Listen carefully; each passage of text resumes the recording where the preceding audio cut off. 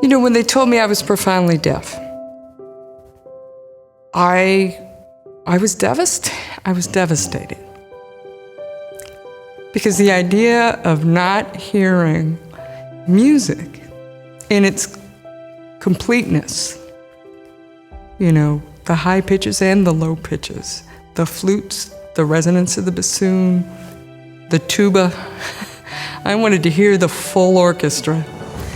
And I also wanted to hear people's voices. And I knew that those things were not going to be possible for me if I stayed on the track that I was on with the hearing aids. It wasn't happening.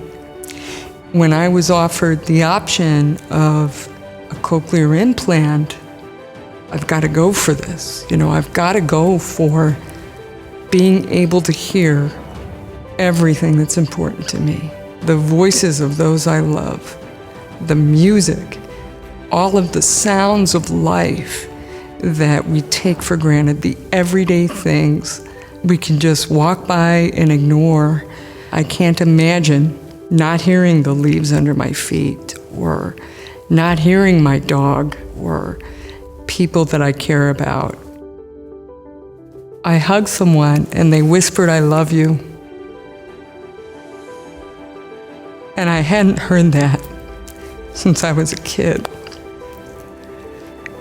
I'm so glad that that was my wake-up call and that I made the decision to get this cochlear implant, because it has changed my life for the better, and it has allowed me to continue to function in a hearing world.